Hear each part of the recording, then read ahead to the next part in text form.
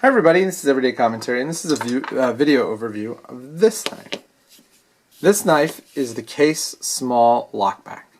This knife has been a pattern Case has produced for, I don't know, a long time, 50 years. And it is a very simple knife. Let me see if I can get it open. I'm trying to do this from around the corner. This is a stainless steel model, and I think that Case uses, I don't know, they have some stupid name for it, but I think in the end it's something like 420 HC steel. But it has a nail nick, it has double bolsters, and it has a very low set, what Ron Lake calls on his knives a tail lockback. And I know that the tail lock works slightly differently, but it's in the same position. Mine is a red bone version, and this is actually what's called a pocket worn finish. So the swirls in the pocket, the bolsters, they were there when I got it. This is exactly the way it came. Those are mine, but like the more nuanced and like those kind of swirls, they were already there. This little exposed tang is not so sharp. All of the edges are sort of eased a little bit. This is my first Case knife in a very, very long time. I think I had a Case knife when I had my first Holy Communion. So, 39, I was in second grade. I was 6 years old in second grade. So, it's been a long time. It's been at least 30 years. And I have to say, even though I am much more appreciative of traditional folders than I used to be, I don't really think that knife is all that special.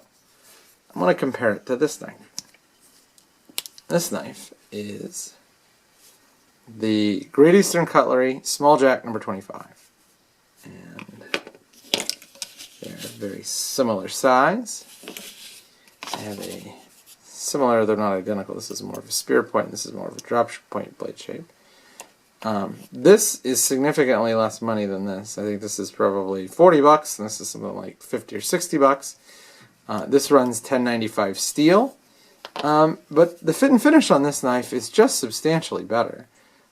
This is a Macassar ebony, and the bolsters are, you can see, barely hitting on the finger. Here, I could like stand all day long in this one. And up here, it's similar. I'm catching all day. The shield here is absolutely finger flush, and the shield here is not. It just strikes me that, it's weird to say this because they're traditional knives, but this knife is sort of a next generation from this knife.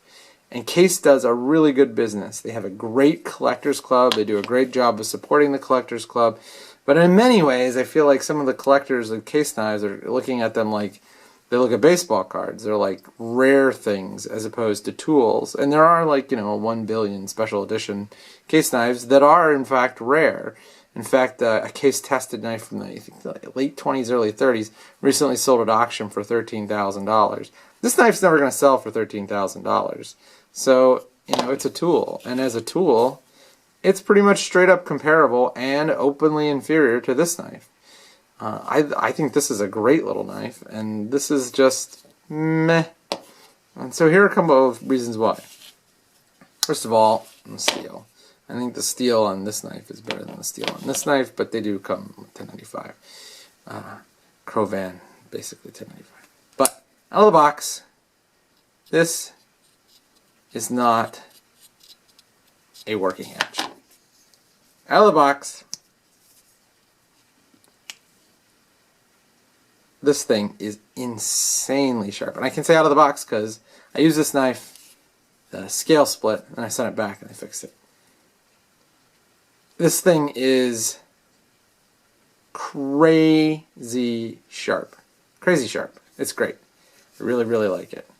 Another thing that I think is really kind of crappy is this knife has pretty substantial blade play. It's bouncing all over the place.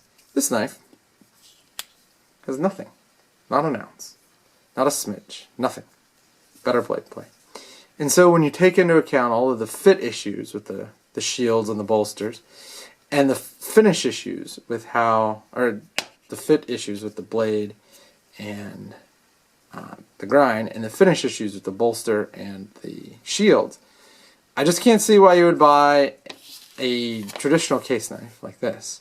You could buy a GEC like this. I also find that the patterns that Case is putting out, other than the ones that are sort of like common to everybody, like the Rustang, I think it's weird looking. I don't find it to be terribly useful.